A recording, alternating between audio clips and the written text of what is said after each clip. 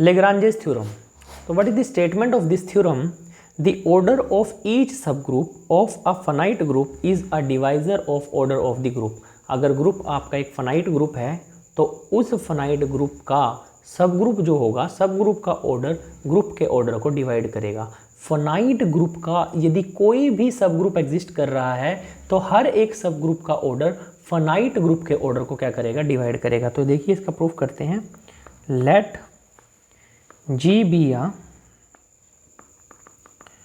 Finite group of order n। मैंने जी जो है वो एक फाइनाइट ग्रुप मान लिया जिसका ऑर्डर जो है आपका n है, एंड एच बी ईच सब ग्रुप, और जो h है वो इसका एक सब ग्रुप है ऑफ ऑर्डर m। इसका मतलब g का ऑर्डर आपका n है और h का ऑर्डर आपका m है। अब अगर h का ऑर्डर m है तो h के अंदर आपके m डिस्टिंक्ट एलिमेंट होंगे।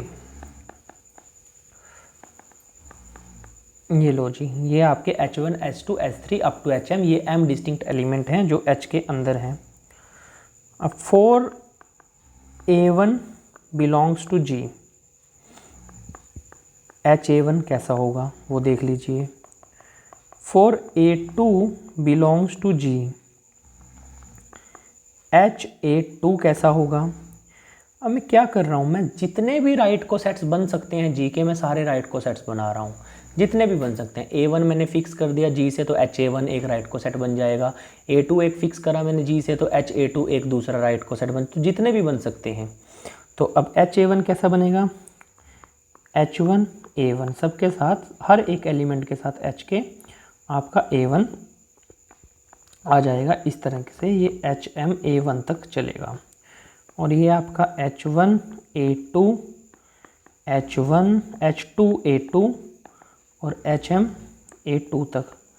अब ये वाली जो कंडीशंस हैं, मतलब मैं a1 ले रहा हूँ, a2 ले रहा हूँ, तो मैं ये ak तक ले लेता हूँ कि मान लो ak के बाद जो है आपकी रेपिटेशन होनी अलाउड हो गई। क्योंकि हम जब करते हैं, जब हम राइट को सेट्स बनाते हैं, तो अगर हम सारे एलिमेंट लेते हैं, हमने फर्स्ट एलिमेंट लिया तो उसका मतलब जी का फर्स्ट एलिमेंट लिया, उसको एच के साथ राइट साइड से ऑपरेट किया, एक को सेट बना लिया, फिर दूसरा, फिर तीसरा, तो जितने भी बनेंगे, ठीक है जी, जैसे मान लो 5 बनने हैं तो 5 एलिमेंट्स के बाद फिर रेपिटेशन होनी अलाउड हो जाएगी।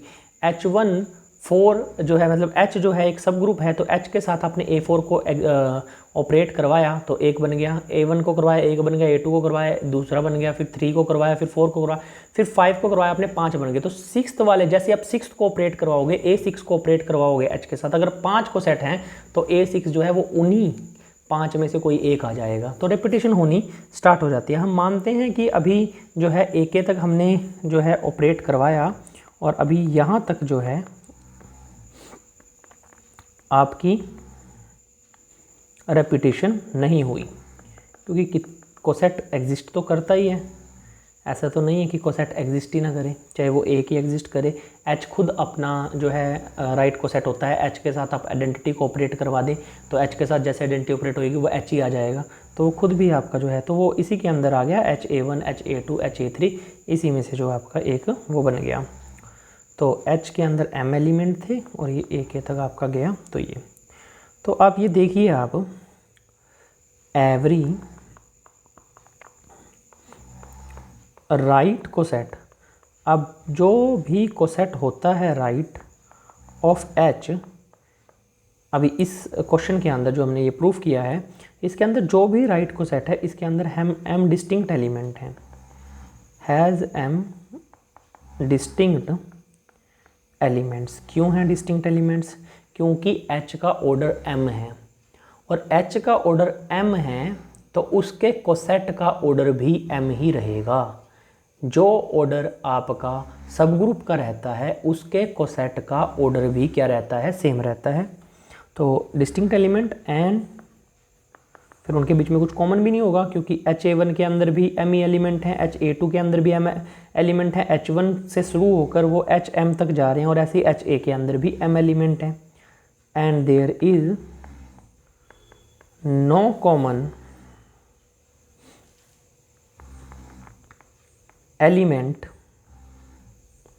there is no common element between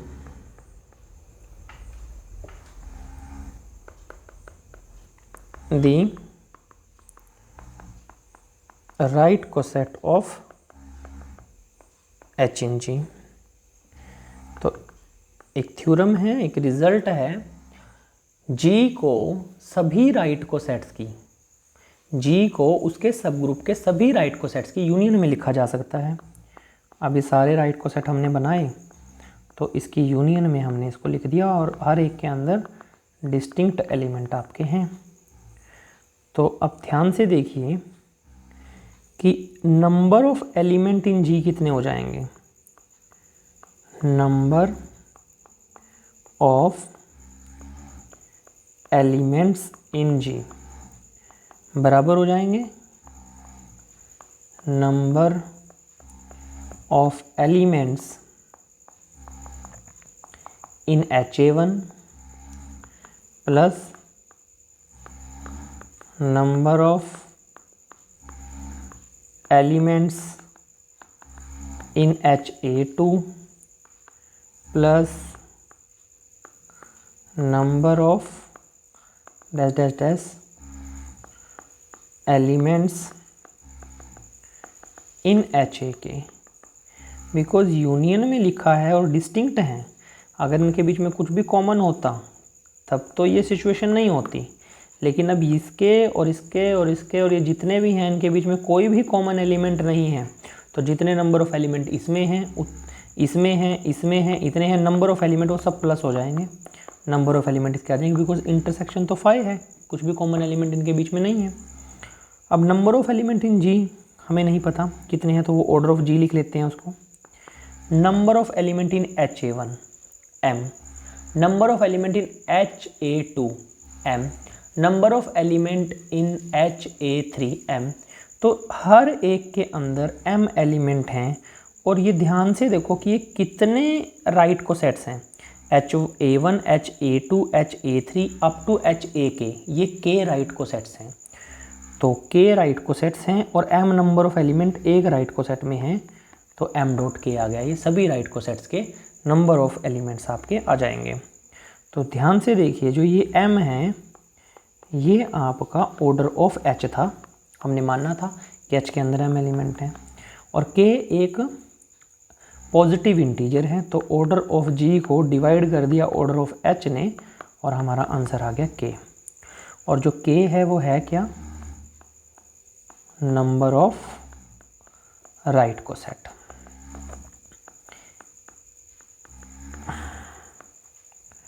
तो हेंस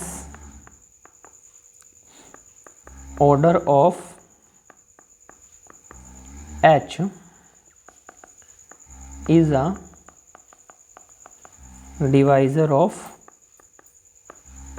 ऑर्डर ऑफ G। तो हमारी थ्योरम जो है वो प्रूफ हो गई। अब यहाँ पे आप कुछ रिमार्क देख लीजिए।